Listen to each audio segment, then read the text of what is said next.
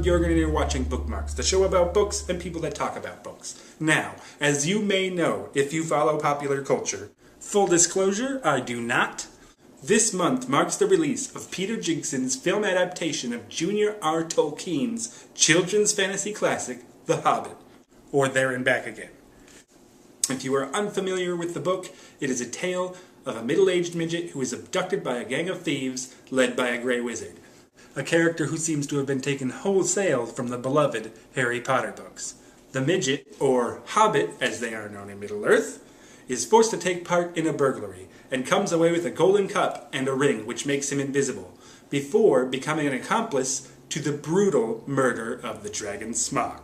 Proving that there is no honor among thieves, the band quickly turns on each other. The Hobbit returns home with a small portion of his ill-gotten gains and retires.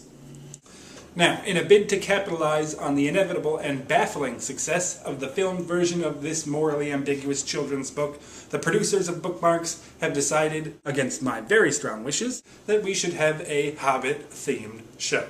So, with that in mind, forced like poor Bilbo, allow me to welcome to the show author, collector, and self-described Lotrian, Norris McNorris. Mr. McNorris, welcome to the show. Il insila lumen omentievo. Okay. It means a star shines on the hour of our meeting. For those of you unfamiliar with Mr. McNorris, he is the author of a new book called The Lonely Mountain, Lessons on Collecting and Curating from Smaug the Magnificent. Tell us about the book.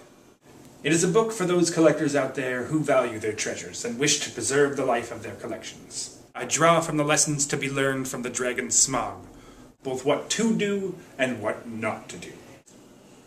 So you're drawing real-life lessons from a work of fiction directed primarily at children? There's much to be learned there. In the story we see the dangers of greed and the risks of complacency. And how do these concepts apply to the world of collecting and preserving? Smaug the Golden represents an ideal collector. He gets several things right, including but not limited to security. It would be almost 150 years before his defenses could be penetrated, during which time he kept his collection away from the grabby fingers of museums and the public.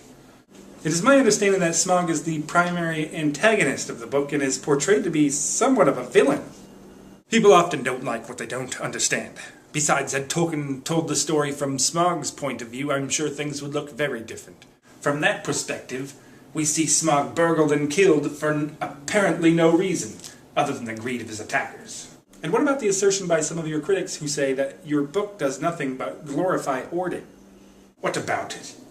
Well, I mean, how do you defend yourself? I mean, by your own description, Smaug sounds quite a bit like a hoarder. So what difference does it make? You're just using a worse-sounding word to describe collecting. If you'd like to call Smaug a hoarder, then so be it.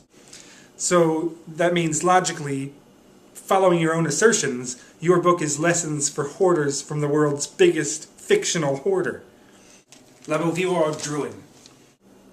Yes, well, I'm afraid we're out of time.